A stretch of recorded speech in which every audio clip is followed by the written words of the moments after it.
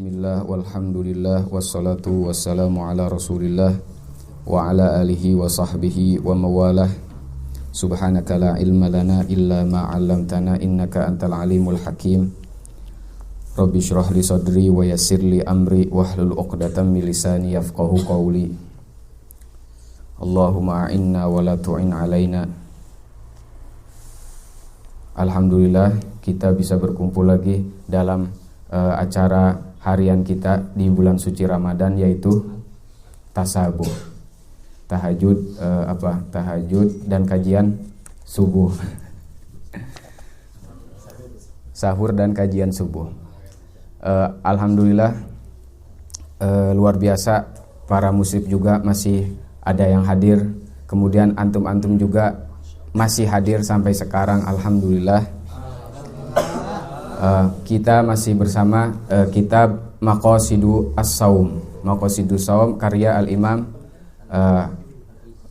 Abdul Aziz bin Abdissalam, berlaqab Izzuddin dan terkenal sebagai Sultan Al-Ulama. Banyak faidahnya, banyak keutamaannya tentang puasa. Nah, pasal yang ketiga ini kita akan membahas tentang Al-Faslus Salis fi Adabihi. Qala al-muallifu rahimahullahu ta'ala wa nafa'ana bi ulumihi fid dharaini amin. Al-faslu tsalisu fi adabihi. Nah, pasal ketiga di dalam kitab Maqasidus Shaum, yang mana ini semuanya berjumlah 10 pasal. Semuanya berkaitan tentang puasa. Nah, pasal ketiga di sini akan menjelaskan tentang adab-adab puasa atau tata krama puasa. Apa yang harus kita lakukan, apa yang tidak boleh kita lakukan, adab-adab seputar tentang ketika kita melaksanakan puasa, terutamanya puasa di bulan suci Ramadan. Beliau di sini menyebutkan di antara adab-adab ketika berpuasa wahiyya sittatun. Jadi adab berpuasa itu di antaranya ada 6 adab yang seyogianya, yang seharusnya tidak kita tinggalkan 6 adab ini. Setidaknya 6 adab ini kita jaga selama kita dalam melaksanakan puasa. Yang pertama, ahaduha, salah satu daripada adab puasa adalah hifdzul lisan wal jawarihi anil mukhalafah. Jadi ini pertama, satu, hifdzu al-lisan, menjaga lisan. Menjaga lisan, lisan itu adalah alat, tapi yang dimaksud adalah yang dilakukan oleh alat itu, yaitu apa? Menjaga ucapan, menjaga omongan. Wal jawarih, dan anggota-anggota lainnya, anil mukhalafah, dari menyelisihi aturan agama. Jadi menjaga lisan dan anggota-anggota yang lain ini, anggota badan kita, terutama yang dimaksud, mungkin yang dimaksud jawarih ini, anggota yang benar-benar harus dijaga, dan itu adalah tempat munculnya ketika kita melakukan kesalahan-kesalahan maksiat, yaitu ada 7 anggota.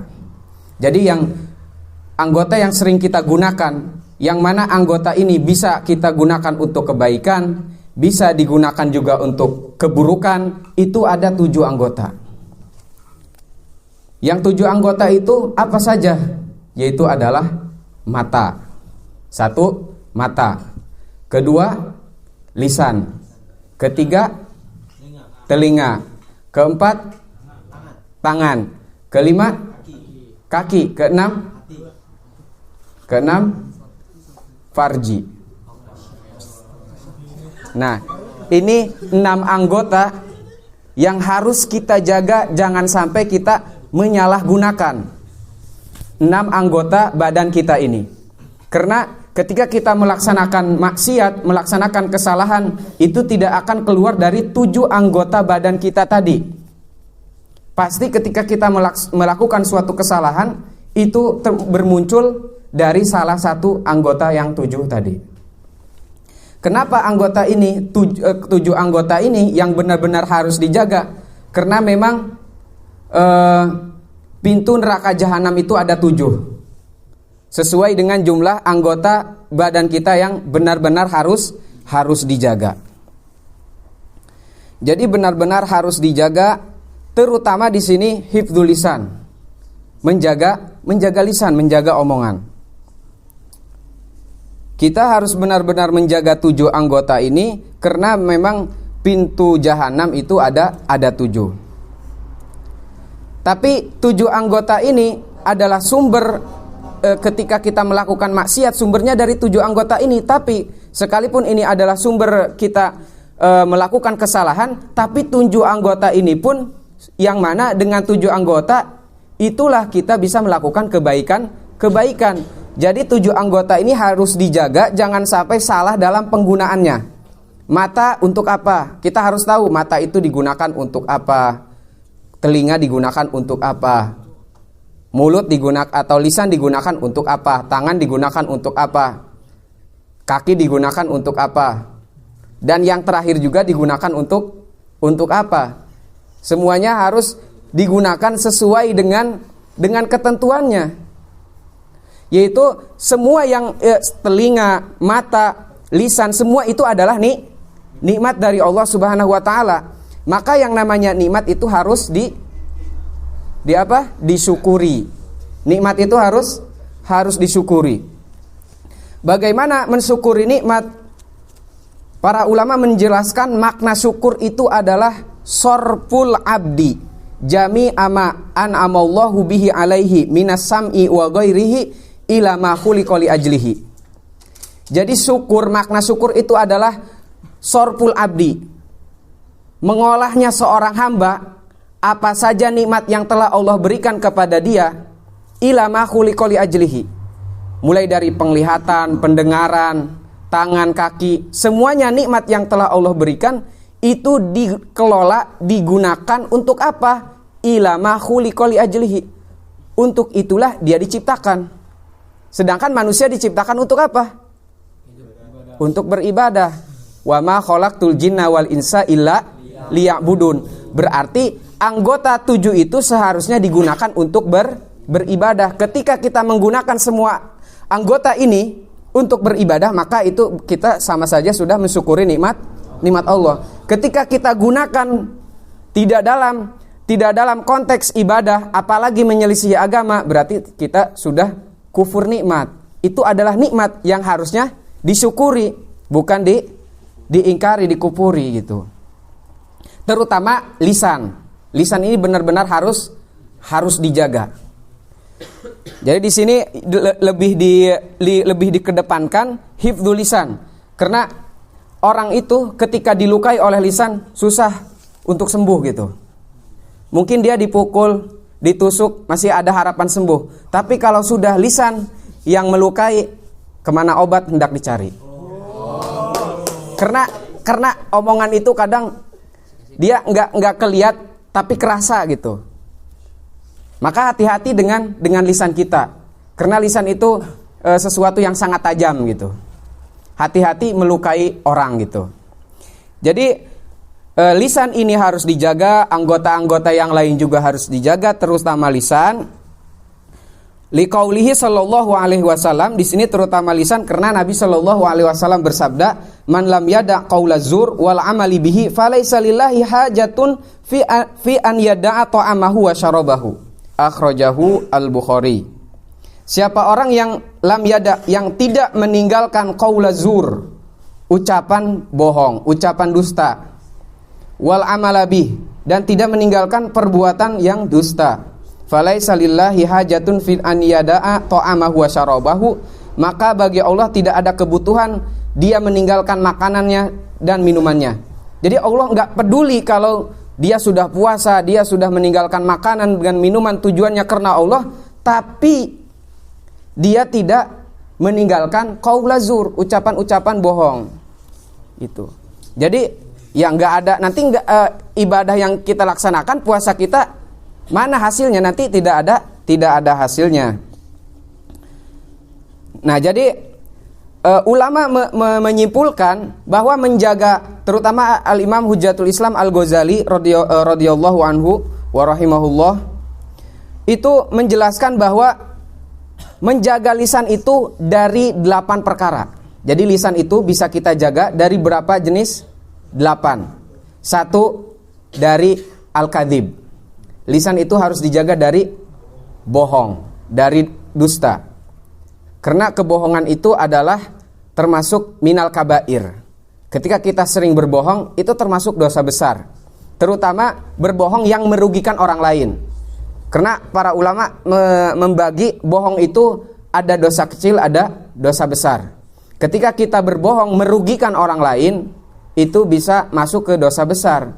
Ketika kita berbohong sekalipun tidak merugikan orang lain, tetap itu jatuh terhadap dosa. Yang kedua adalah, ya tadi pertama apa? Bohong, kazib. Kedua, al-khulfu bil wa'di, mengingkari janji. Jadi hati-hati ketika kita berjanji, jangan sampai kita ingkari, gitu. Jadi jangan sampai mengingkari janji. Kedua. Ketiga, lisan ini harus dijaga dari al-ghibah, dari menggosip, dari menggunjingkan orang, gitu. Hati-hati dengan ghibah, gitu. Karena ketika kita menggibah, sama saja kita memakan daging saudara kita sendiri. Karena ketika kita menggibah, maka itu pahala kita akan diambil, akan dipotong pahala kita bagi orang yang kita gibah, gitu. Konsep gibah itu setiap kita menyebutkan sesuatu yang tidak disenangi orang lain. Kita mengobrolkan seseorang yang mana orang ini kalau ngedengar yang kita omongkan dia nggak senang. Baik dia ada di hadapan kita atau dia tidak ada. Walau bihudurihi, dia ada di hadapan kita omongin dia, contoh dibully atau apa, dia nggak senang, nggak ridho. Nah berarti itu juga dikategorikan termasuk ghibah. Jadi hati-hati dengan lisanmu. Yang keempat, lisan ini harus dijaga dari al-miro wal jadal, dari perdebatan, dari adu omong, gitu, dari ribut-ribut, memasalahkan ribut-ribut nggak tahu masalahnya apa, diributkan, gitu kan. Nah itu hati-hati. Kemudian kelima, tazkiyatun nafsi. Jadi lisan itu juga harus dijaga dari tazkiyatu an-nafsi. Tazkiyatun nafsi ini apa? Membersihkan diri. Maksud membersihkan diri adalah memuji diri. Allah Subhanahu wa taala berfirman, "Fala tuzakku anfusakum." Janganlah kalian memuji diri kalian sendiri. Gitu. Itu juga harus dijaga. Keenam adalah al-la'nu, melaknat, mencaci maki, melaknat orang lain, memaki-maki, itu juga harus dijaga. Kemudian lagi diantaranya menjaga lisan yang keberapa? Ketujuh, yaitu mendoakan buruk kepada orang lain. Sekalipun ketika kita didzalim, memang dakwatul mazlum itu mustajab, tapi kita sebaiknya hati-hati dalam mendoakan orang lain. Sebaiknya jangan sampai ketika kita didzalim, kita keluar doa yang buruk bagi seseorang. Jadi ketika orang mendolimi kita, maka itu kita serahkan saja kepada Allah. Biar Allah yang membalas, gitu. Nggak perlu kita mendoakan dia, mendoakan buruk, gitu.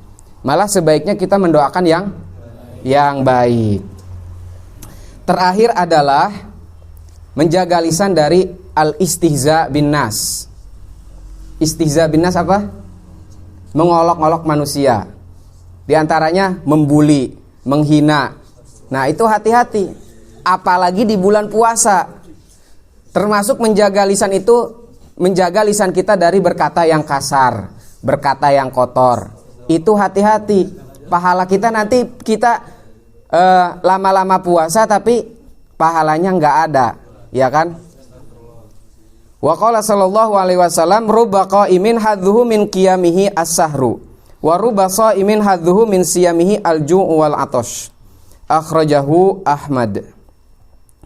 Jadi Nabi sallallahu alaihi wasallam bersabda, rubba qa'imin hadzuhu min qiyamihi sahr. Banyak orang yang rajin ibadah tapi dia sholat malam, dia tahajud, tapi dari tahajud dan sholat malamnya itu dia tidak dapat apa-apa. Hanya dapat ngantuknya, hanya dapat begadangnya saja, gitu. Dan juga waruba shaimin, banyak orang yang puasa tapi dia tidak mendapatkan hasil puasa itu dari pahalanya kecuali hanya mendapatkan lapar dan haus gitu. Nah, itu diantaranya orang yang puasa hanya mendapatkan lapar dan haus, tidak menjaga anggota tubuhnya, terutama lisannya. Jadi hati-hati dengan lisan. Itu adab yang pertama. Jadi adab pertama dalam puasa adalah menjaga anggota kita. Jadi ketika kita puasa, kita yang namanya puasa itu adalah al-imsak. Puasa itu adalah al-imsak, menjaga diri. Menjaga diri dari makan, menjaga diri dari minum.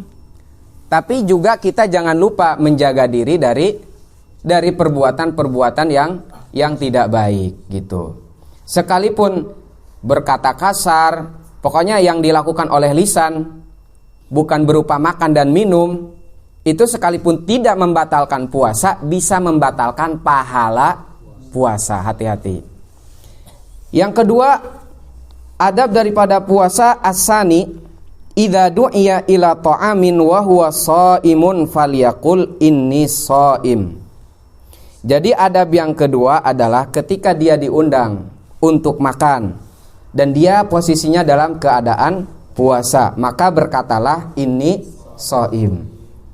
Jadi dia ya dengan secara sopan meminta maaf kepada orang yang mengundang bahwa dia sedang puasa. Liqaulihi sallallahu alaihi wasallam, idza du'iya ahadukum ila ta'amin wa huwa shaimun falyaqul inni shaim. Ketika seorang di antara kalian diundang untuk makan dan dia dalam keadaan puasa, maka katakanlah sesungguhnya aku puasa. Yadhkuru dzalika i'tidzaran ila da'i li allayan kasira qalbuhu. Dia menyebutkan bahwa dia puasa itu supaya apa? I'tidzaran, meminta maaf. Kepada siapa? Ila da'i, kepada orang yang ngundang, orang yang mengajak, dia minta maaf. Li alayan kasiro qalbuhu, supaya hatinya tidak sakit, supaya dia tidak tersinggung. Jadi kalau tiba-tiba kita enggak mau gitu, janganlah, dengan cara yang sopan sehingga dia tidak tersinggung. Jadi menjaga perasaan orang itu adalah sesuatu hal yang penting gitu. Fa in khafa riya warabi udrin akhor. Ketika dia mau ngomong ke yang ngundang ini, diundang, tapi kita nggak enak kalau ngomong ke yang diundang ini. Takutnya kalau kita ngomong lagi puasa, takut ria gitu, khofar ria, takutnya malah nanti di hati kita tertancap ria gitu. Jadi puasanya bukan karena Allah, puasanya ingin diketahui orang. Jadi ria itu apa? Ria itu an ya'mala liyarahun nas. Kita beramal bukan karena Allah, semata-mata hanya ingin dilihat manusia. Itu ria. Jadi ketika kita beramal bukan karena Allah, bukan takut akan siksa Allah, bukan mengharapkan pahala Allah, berarti ketika kita hanya mengharapkan pujian manusia atau hanya mau dilihat manusia, itu namanya ria. Ya, sekurang-kurangnya ketika kita ibadah, bagi kita yang masih lemah imannya, itu kita dalam ibadah itu tidak mengharapkan apa-apa kecuali mengharapkan pahala dari Allah Subhanahu wa taala. Nah, ketika takut ria ini apa yang harus dilakukan? Warabi udhrin akhor. Cari uzur yang lain gitu. Kalau ada alasan yang lain, alasan selain puasa, ya pakai alasan itu. Kalau memang ketika menyebutkan puasa itu takut ria. Jadi itu adab yang kedua adalah ketika diundang ke undangan untuk makan, maka jawab dengan saya puasa gitu. Dan kalau dikhawatirkan ria, maka cari alasan yang lain. Dan ada yang perlu kita perhatikan, kadang masalah ria ini seperti ketika kita belajar gitu, ketika rajin, ketika mau sholat, ketika mau baca Quran, karena serumah ini bareng-bareng, namanya dikutab kan, ada teman-teman gitu. Akhirnya ketika baca Quran, dia tadinya sendiri, datang temannya, ditutup Qurannya. Kenapa? takut dianggap ria. Apakah ini suatu hal yang betul? Nah, kata Imam Fudail bin Iyad, tarkul amal li ajlin nasi ria. Meninggalkan amal, justru ketika dia meninggalkan amal, dia tadinya ibadah, karena dilihat manusia, dia enggak teruskan. Jadi enggak teruskannya itu bukan capek atau bukan karena udah selesai, tapi karena dilihat orang, maka berarti dia sudah ria. Kenapa kok bisa dinamakan ria? Karena dia sungkan, enggak mau dianggap oleh orang ria. Jadi dia enggak mau dianggap rianya itu ria, karena dia selalu mau dianggap suci oleh orang, gitu. Jadi ketika kita meninggalkan amal, seolah-olah kita enggak mau dianggap ria. Ria itu kan sesuatu yang buruk. Kita enggak mau dianggap buruk oleh orang. Akhirnya meninggalkan amal, itu juga disebut ria. Yang ketiga daripada adab puasa adalah as-salisu ma yaquluhu idza aftara wa huwa maruya anhu alaihi salam. Yang ketiga adalah bacaan-bacaan atau doa ketika berbuka. Jadi ketika kita berbuka puasa, maka disitulah tempatnya berdoa. Dan ketika kita berpuasa itu termasuk waktu mustajab. Maka harusnya ketika berbuka puasa banyakin doa. Doa-doa yang antum belum terkabul, antum punya hajat. Itu sebenarnya ketika kita berbuka puasa itu waktu mustajab, waktu yang bagus untuk berdoa supaya gampang diijabah. Di antara doa-doa yang diriwayatkan oleh Nabi Shallallahu Alaihi Wasallam, annahu kana yaqulu idza aftara. Jadi Nabi ketika setelah melaksanakan berbuka puasa, mengatakan dhahabadz dhama'u wabtallatil uruq wa thabatal ajru insyaallah. Akhrajahu Abu Dawud. Artinya adalah dhahabadz dhama, hilang dahaga, wabtallatil uruq, terbasahi urat-urat gitu. Jadi kan ketika kita puasa kan semua anggota di dalam badan kita itu kering, kekurangan cairan. Wabtallatil uruq. Kemudian cairan-cairan itu ke semua anggota badan kita. Wasabatal ajru insyaallah. Dan pahala Allah itu tetap insyaallah. Wa ruwiya aidan annahu kana yaqul, dan juga diriwayatkan di antara doa puasa adalah Allahumma lakasumtu wa ala rizkika aftartu. Atau boleh yang lebih lengkap tadi. Di sini riwayat hadisnya Allahumma lakasumtu wa ala rizkika aftartu. Allahumma artinya adalah ya Allah. Mim musyaddadah itu adalah pengganti daripada huruf nida. Allahumma sama saja dengan mengucapkan ya Allah. Ya Allah lakasumtu, bagimu puasaku. Nah, di sini di kalimat lakasumtu wa ala rizkika aftartu, amilnya adalah sumtu dan aftartu, tapi makmulnya didahulukan. Biasanya kan dalam ilmu nahu itu amil dulu baru makmul. Tapi ini yang didahulukan apa? Makmul dulu, jar majrur dulu, baru amilnya, fiilnya. Secara asalnya harusnya Allahumma sumtulaka, ya Allah puasaku bagimu. Kemudian wa aftartu ala rizkika, aku berbuka atas rizkimu. Ya kan, yang pasnya gitu. Kenapa harus didahulukan makmul, amil diakhirkan? Ini dalam ahli balaghah disebutnya takdim takhir. Takdim takhir itu tujuannya apa? Tujuannya memberikan faidah qasar. Memberikan faidah qasar. Apa itu qasar? Taksisu amrin bi amrin. Taksisu amrin mutlaqan bi amri huwallazi yad'unahu bil qasri.